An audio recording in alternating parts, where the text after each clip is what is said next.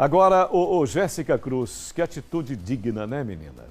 Que atitude linda, altamente louvável neste momento de tanta perda, de tanta dor. Mesmo em meio a esse momento de tanto pesar, a família decide doar os órgãos do empresário, Tarantella.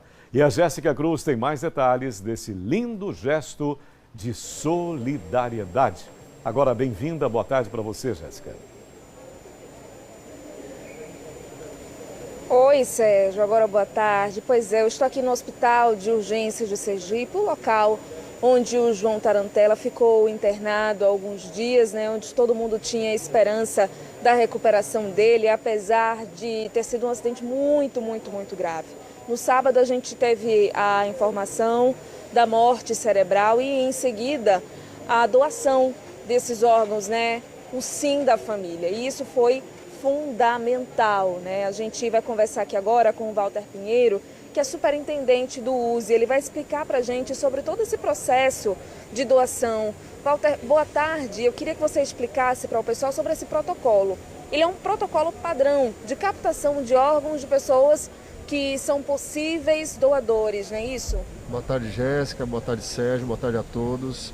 Sim, esses pacientes, essas vítimas de acidente, que são potenciais doadores, principalmente quando é diagnosticado um quadro de morte encefálica, onde não existe mais atividade cerebral, no entanto, outros órgãos permanecem em pleno funcionamento.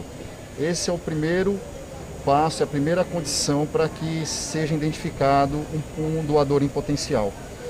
Então, esse caso foi um exemplo que tomou notoriedade diante de tantos outros casos que nós recebemos aqui no hospital, e é bastante comum esse tipo de diagnóstico e de situação.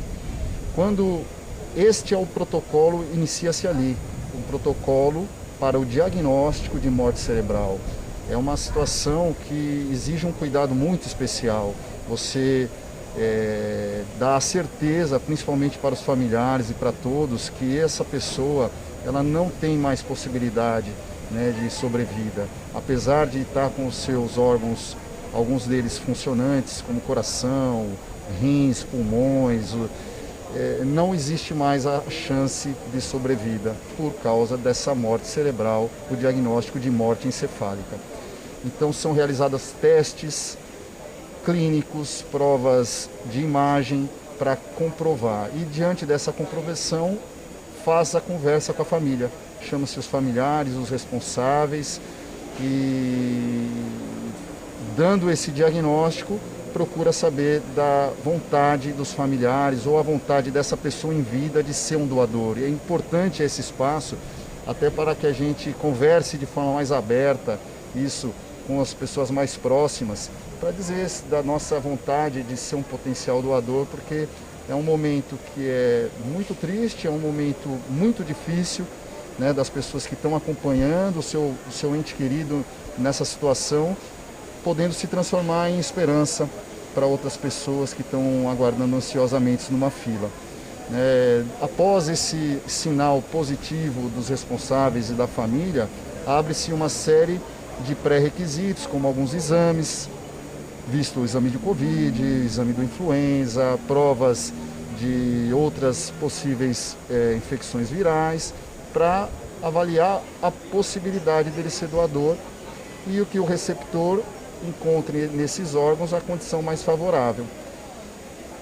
Feito todos esses exames, aprovado nessas questões, ele sofre a sua captação, geralmente no hospital onde foi diagnosticado, e esses órgãos são encaminhados para a fila nacional, por uma fila que existe nacionalmente de pessoas aguardando ansiosamente por esse ato, por esse gesto que traz esperança para tantas pessoas. No caso do João Tarantella, muita gente ficou se perguntando quantos órgãos foram doados, para onde foram esses órgãos. Essas informações podem ser passadas? Ótima pergunta. Essas informações elas são sigilosas. Para onde que foi, quem que vai receber, quais órgãos foram retirados. Isso realmente é um critério adotado, no qual nós não temos essa informação para veicular, e ela também não é idealmente feita para ser veiculada, né? Nós podemos sim dizer que foi realizado sim a doação. Isso é importante, visto que trata-se de uma figura pública e a gente espera que isso incentive, né, de uma forma maior as pessoas a discutirem esse assunto. Esse ano, de dezembro para cá, foram 17 transplantes, 17 captações aqui no estado. É um número recorde que nós estamos tendo, né, porque é uma situação que existe ainda muita dificuldade de ser abordada e discutida. Então esse espaço aqui é muito importante, né, a gente está desmistificando, colocando realmente o real benefício de ser um potencial doador. É muito importante o senhor falar, né, sobre o funcionamento desses órgãos, apesar de uma morte cerebral. E isso talvez dê esperança para a família, né, de que aquela pessoa vai conseguir se recuperar. Em caso de dúvida da família, que a gente sabe que, né, cada pessoa tem sua forma de pensar. A família pode apresentar um médico para acompanhar, avaliar junto o diagnóstico desse paciente? Perfeito, ótima colocação. Sim, as provas, como eu disse, elas são realizadas de forma bastante rigorosa.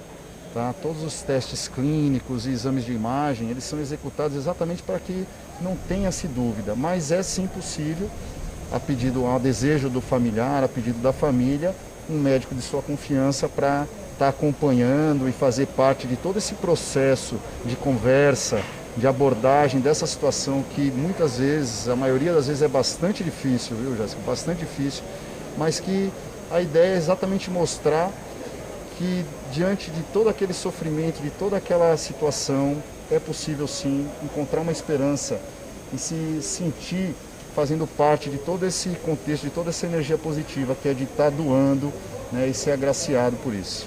Interessante que mais cedo eu conversei com a doutora Mirna, né, da OPO, e ela falava sobre a doação, sobre essa fila de espera, né, no transplante, 48 mil pessoas no Brasil, né, e de como também faria diferença se nós pudéssemos fazer esses transplantes aqui no estado de Sergipe também. É uma expectativa que a gente tem do retorno dos transplantes, né? Perfeito, eu acredito ser uma tendência isso. Se nós formos analisarmos historicamente, a gente apresenta uma evolução tanto do ponto de vista dos doadores, dos potenciais doadores. Nós temos condições técnicas de estar executando isso aqui dentro do próprio USE, né, e acredito sim ser um horizonte a ser buscado, porque, como eu disse, é uma situação que traz um sentimento, né, de esperança, traz um sentimento de recompensa diante de situações tão drásticas que nós vencemos aqui no dia a dia. Então, desde esse caso, ele veio trazer à tona vários aspectos importantes, que é desde dos nossos números no trânsito, da violência que a gente vive no trânsito, do atendimento que foi realizado aqui pelo nosso pronto-socorro, pelo setor de urgência e emergência, por toda essa equipe que acolheu desde a entrada até a condução na unidade de terapia intensiva, feito o diagnóstico, a conversa com a família, a potencial chance de ser doador e felizmente isso aconteceu. Então é um exemplo marcante, importante, que sirva assim de motivação para que a gente faça muito mais e que nós possamos sim estar realizando esses transplantes aqui também no nosso estado. Doutor Walter, muito obrigada e parabéns pelo trabalho de vocês, de toda a equipe, viu? Obrigado, Jéssica, eu que agradeço. Obrigado. Sérgio. Verdade, Jéssica, muito obrigado, doutor Walter, por essa conscientização, por esse momento muito importante também de informação. Quanto é importante a doação. Muito obrigado, Walter, muito obrigado, Jéssica.